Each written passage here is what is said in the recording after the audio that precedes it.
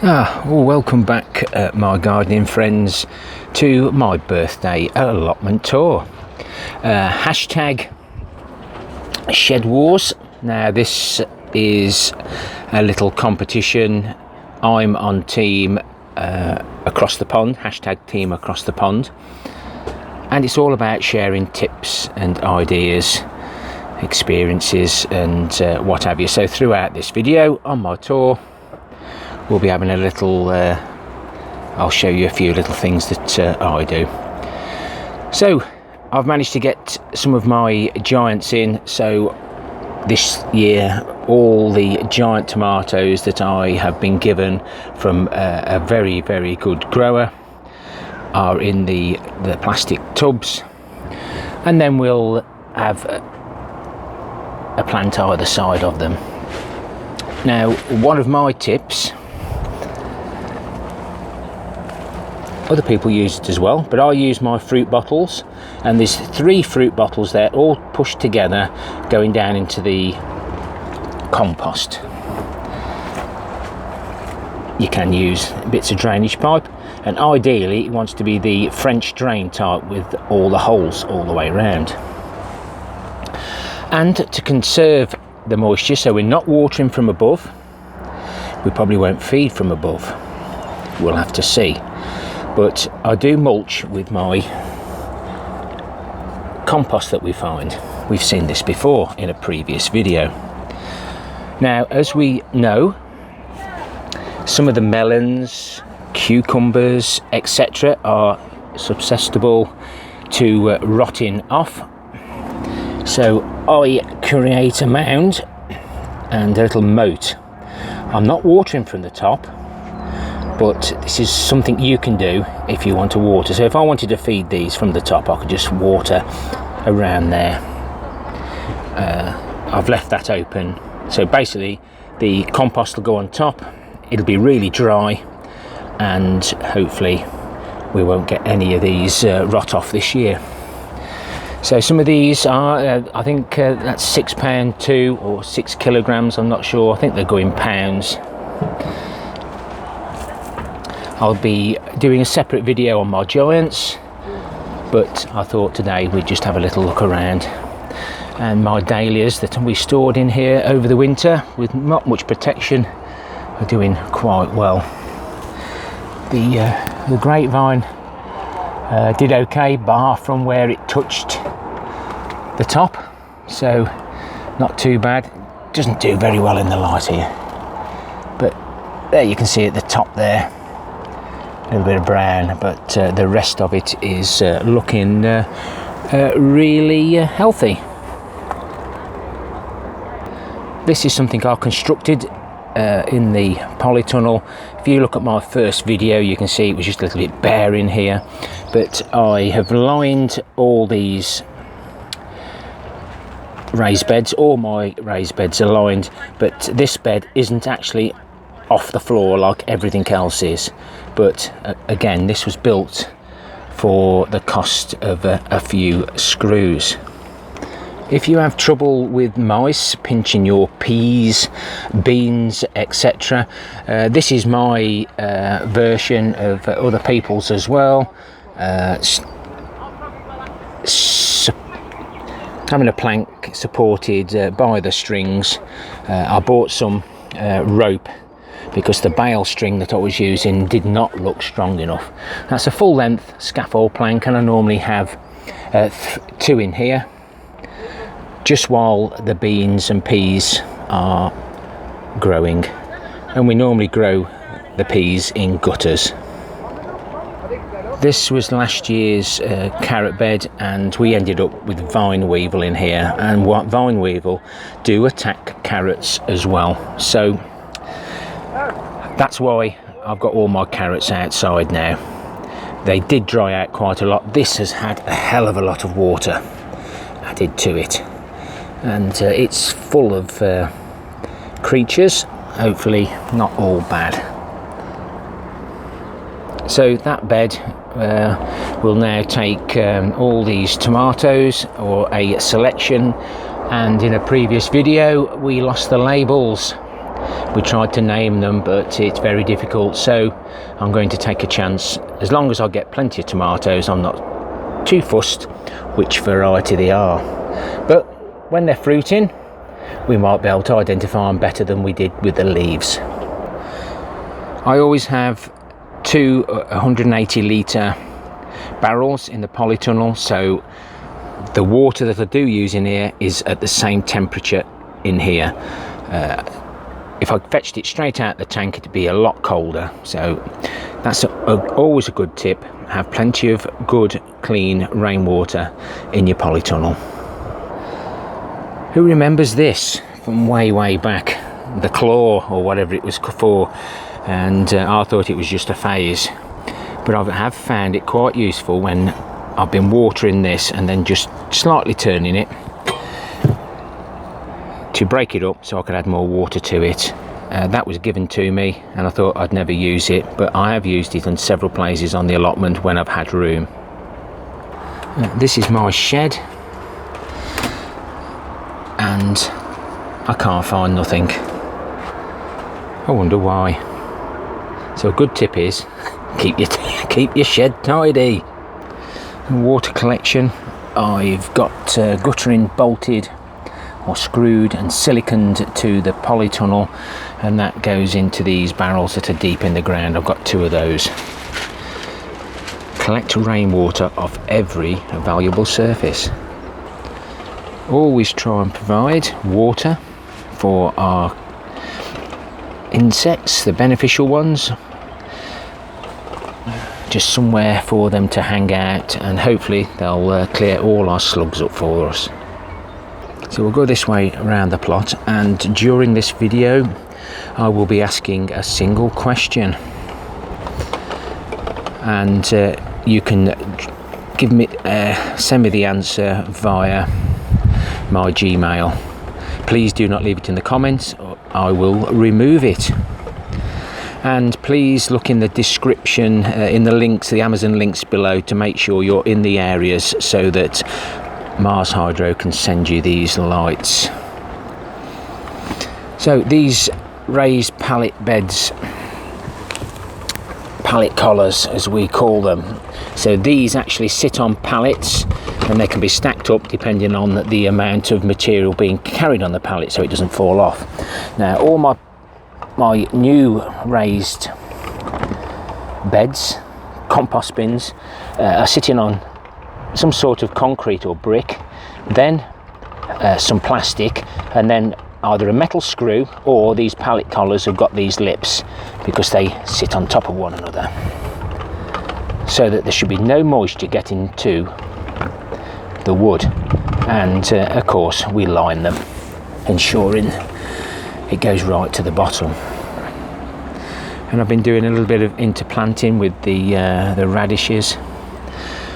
I have now found out that I don't really need these two extra beds because my square foot and vertical gardening is adequate.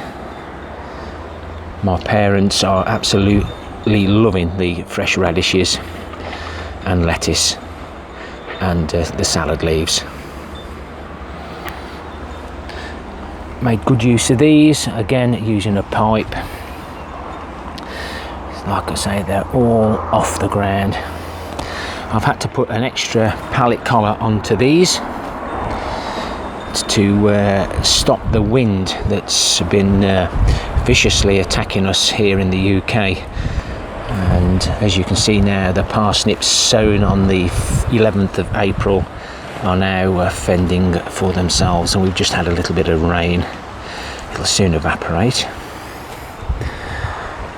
Some of these we cut, because I sow 3 in a station. Some of them we cut and some of them we pulled. That's what those labels are for. So we'll see if it makes any difference. And I've had to re-sow that one. So moving along to the 21st of the 4th, the 12th of the 5th, and these are just coming through now. These are fruit juice bottles, the same as the ones that we've used in the Polytunnel for watering, and those are the tops of large yoghurt pots. So we push those into they're about that deep, and then these bottle tops, fruit bottles, sit nicely in there. Normally they stay in well, but this wind has been vicious. And these have been now sowed. It's my birthday, so they're done and dusted. This is an idea from William Coleman, Gardening and Allotment, and it seems to be working quite well. So those have been sowed. They've got the bottle tops there, and this added bit of protection, stop too much evaporation. This bed will be next, and we did put a date on of the 7th of June for those. And these are the remaining raspberry canes, the autumn raspberry canes. That's what I've got left, and they've worked really well. We'll see those with the P supports shortly. So these are my scaffold plank raised beds, 2 scaffold planks high, ideal size. And on this one we saw an idea, or Ronald Shaw car park growing area. Where he placed his pots on top of green debris netting, the scaffold debris netting, he didn't get any slugs in his pots, so I've done this to a few beds. So that's a little tip. Another tip is to make sure your indelible marker works. Never been able to find out what some of those are. But so, digressing a little bit, so that should be the size of the beds, and because the square foot gardening bed's got the extra planks, we run out of scaffold boards, so we built this. Now there was a hell of a lot of compost here spare. Now I've gone to raised beds because I want to. I've got plenty of good quality soil. It's been looked after for the last 60 years. So with all the added ingredients, there's loads of videos in my playlist how we've layered these with organic materials sourced for free, and we got a lot left. And at a last resort I thought, well, how am I going to water down here? So we've actually moved this bed down. We've got 1 square foot bed less than expected, so we've only got 3, but I believe that's going to be enough for me with the vertical gardening, the Verti-King. So in my first year on the allotment 6 years ago, I did my potatoes in the beds. I had great success, but you get lots of volunteers. So I've decided to have a permanent bed here for now. So what I'm going to do is dive down with my hands, fetch a few potatoes out as and when, off whatever varieties that we've got. Those are the Sarpos from the seed pod that we did over 3 or 4 years. That's probably the 4th year now. So got some Picasso from Alan from the Dawn Chorus plot, Kestrels, and some pink fir apples there in the middle of the screen from Steve's allotment. If I get time, I'll put those description channels in the description below. But we got 1 or 2 that got a little bit scorched, but nothing compared to everyone else. So how did I stop it being scorched? I piled loads and loads of that free compost that the cannabis growers unscrupulously throw away. So these are the compost bins. They're built out of pallets, and again there's screws between the wood and that plastic, and then they're on a brick pavia. Keep them off the ground, and then everything is lined. Even these boards that slide in here for when they're full. But this is the cocoa koi without the perlighting. So I do keep them separate. Sometimes you want a little bit of perlighting. This is my spent potato compost, or any compost that comes out, and there we have in the middle a potato growing, and we've got some sunflowers in here as well. Unbelievable. And this is my leaf mould bin. So important. The leaf mould holds moisture really well. You got that in your containers, the plants will love it. My potatoes are going to be fed with fish poo. If you haven't seen that video, then go to my playlist under homemade liquid plant foods, compost mixes and activators, and that video's in there. Anything to do with liquid plant foods, that's where you'll find the information. Onions are doing great.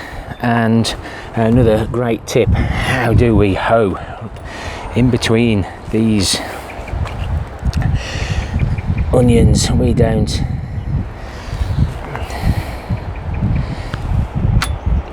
We just, there's always that odd weed you can't reach.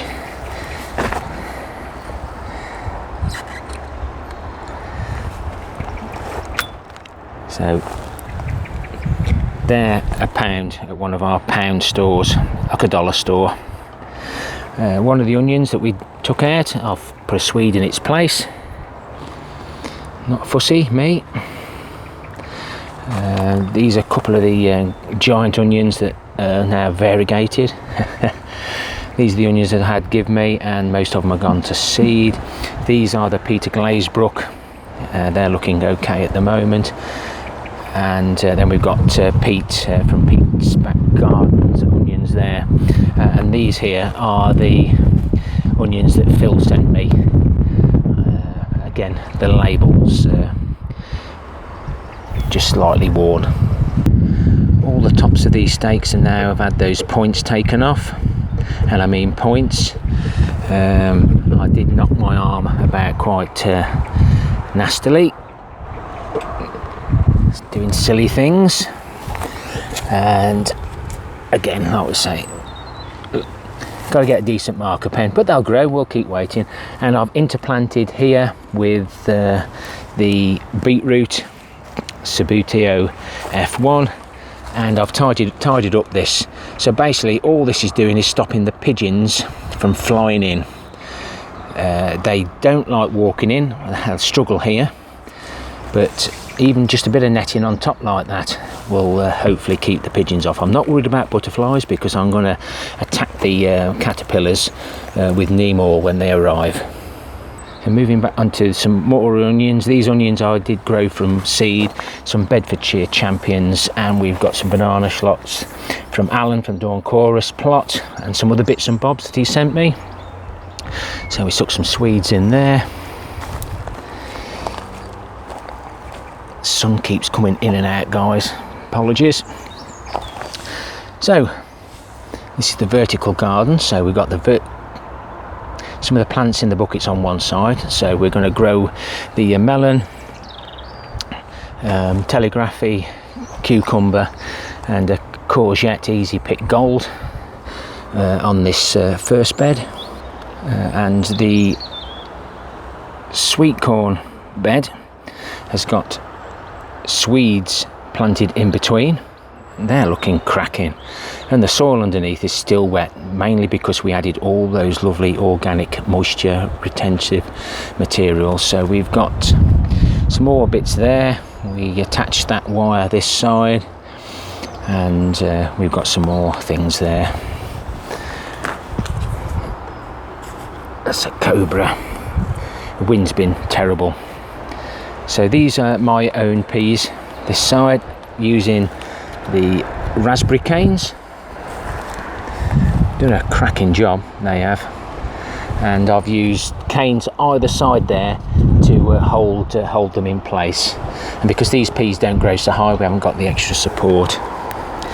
Another cracking tip for a permanent bed, but like a permanent bean bed like this is, these are the underground worm farms. So we've got to keep the worms happy, so we will continue to feed the worms. They will take that food away. So that's the best way to feed your no-dig permanent beds. We can add manure on the top, but during the season, let's keep them worms happy. These are the Pongo French bush beans. I tried to grow them up a 6-foot framework last year. Didn't know, did I? So thank you to Bill and Val's Allotment. Pay them a visit. And we've got the Kelvin Wonder peas from John. Some Telegraph pea from John. Apparently there could be 6 foot, so we give them plenty of room. The Oregon there from Kelly's Kitchen Garden. The Kent Blue pea from Bill and Val. Now Bill, which one is the Sugar Snap one? And then the Knee Plus Ultra pea. I know one of them we take the pod before the peas form. And again, these are a winter swede, so they can stay there. These are the purple French beans from Tony, the Little Farmer's Farm. Like I said before, when you're walking around, just pull the weeds. Easy. And remember guys, here in the UK, the beans go around that way. If you try and wrap them around that way, they'll unfold.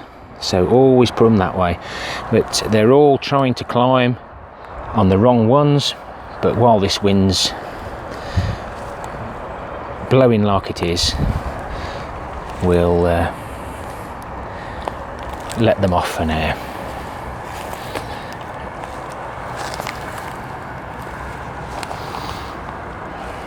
But all these were desperate to get out, but we did time it, hopefully, right. That may have a little bit of a bumpy damage.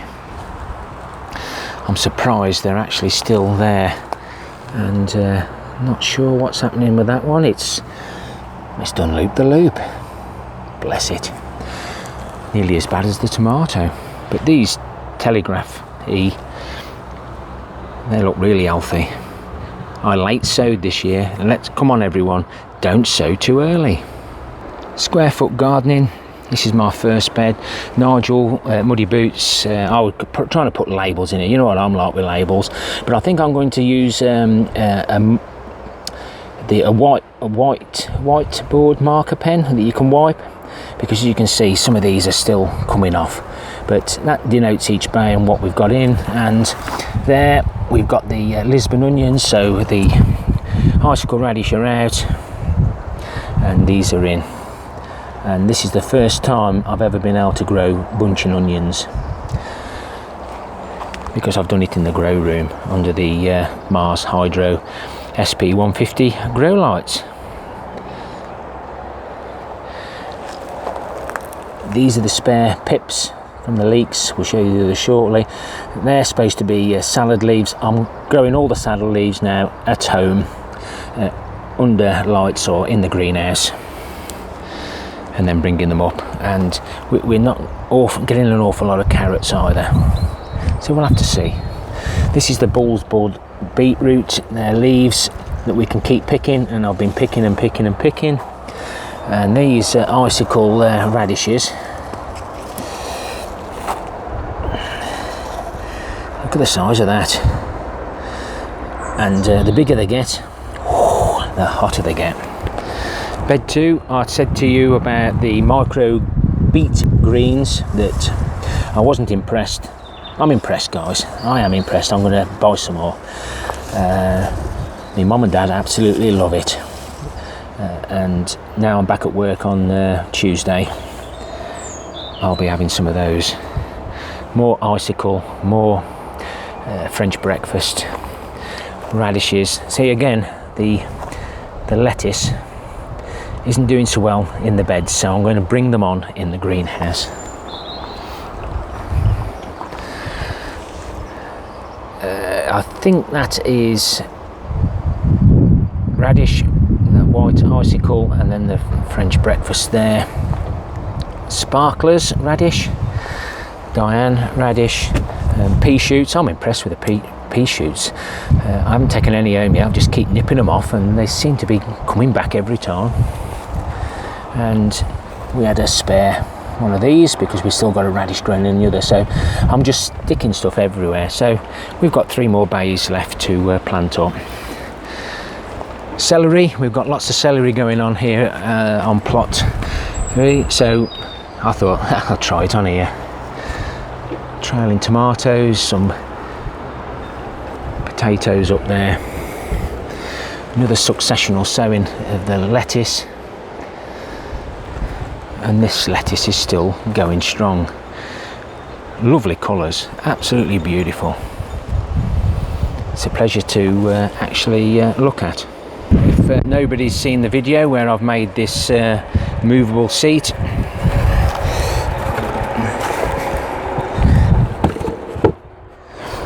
that's been absolutely brilliant, especially whilst I've been harvesting on the square foot gardening. Another tip, this wire goes through this bed to the other side and round.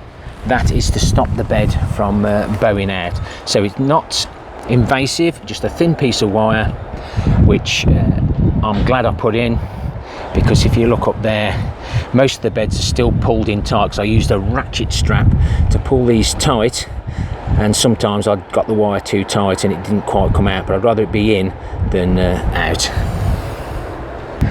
Quickly in the fruit cage. Now I use this pea netting. It was a nightmare, and I actually spent some money and got this pond netting, a lot better.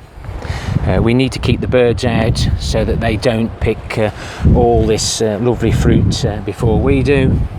Let's have a quick look. Now I've either seen a bird then, or you may have seen it as well, or a mouse.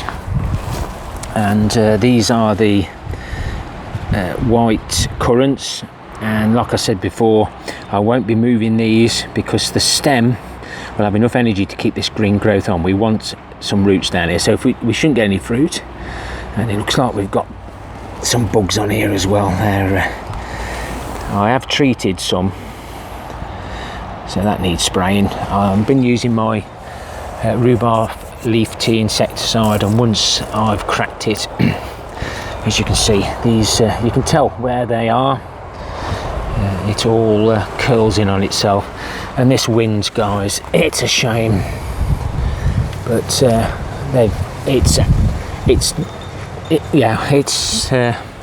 it's knocked them about. Ooh, didn't see that weed.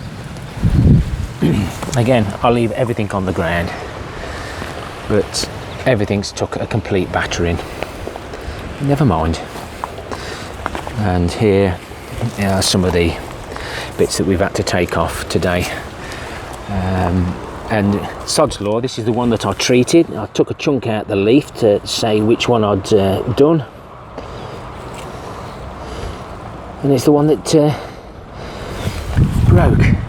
But it does seem to hold them back, but that will turn all brown, and under here absolutely infested. So rhubarb leaf tea insecticide with a little drop of liquid soap. Massive blueberry crop this year by the look of it. I bought this as a single stem summer fruiting. The summer fruiting needs to be in the cage because they will love this. And look at this, look at this. I'm hoping I can split it or get some more, but the bees love it. See, this pond netting, the bees can get through. Sometimes they'll do a bit of bouncing about, but they do get in. And this is so productive.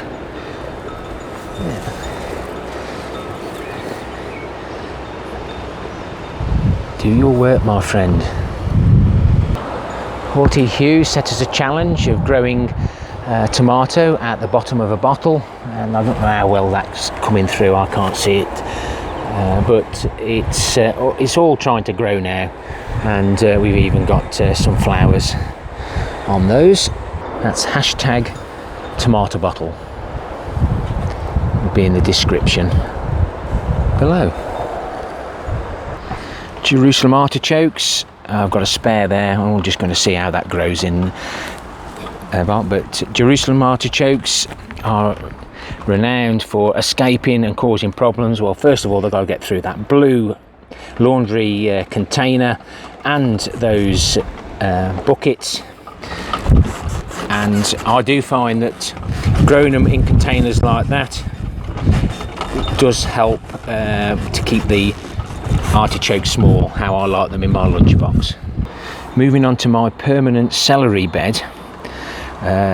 So here on the first collar we've got a pond liner. So the pond liner runs down here, down to there, and there's a slit in it, so the water can build up in the bottom. It's deeper in the middle, so that we can water this, because we shall keep adding pallet collars as the celery grows up to help blanch it. This was an idea I picked up from Alan from the Dawn Chorus plot. So what I've done is put this piece of pipe in right to the bottom into the pond liner, and we water from the top. Some of the giant vegetables, we'll look at that another time, and while these giants are getting established, we've got some more radishes. I think they're sparkler.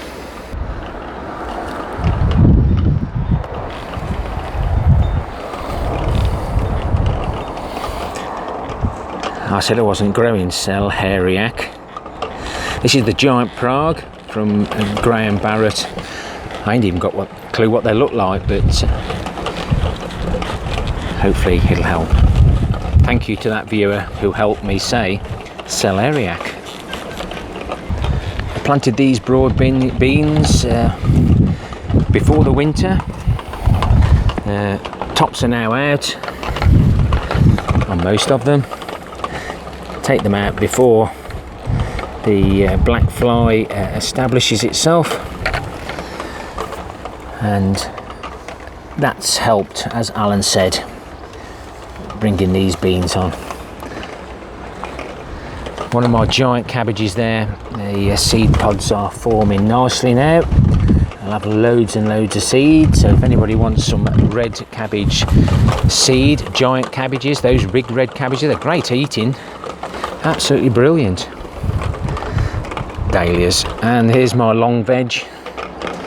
I got some thirds last year, I think it was, at the giant vegetable show, but again, another video. So these are the garlic, the red Russian from William Coleman Allotment and at Garden and Allotment. These haven't gone to seed yet. Oh, hello. What's your name? Competition time, guys. Drop me a Gmail with this little fella's name, and you'll be entered into the MarsHydro SP150 draw. The scapes are now coming on all the elephant garlic. I had this from Mike Hurdis, another Allotment tier creator, and apparently once they go up and round and do the full circle, it's ready to harvest, and apparently they're a delicacy.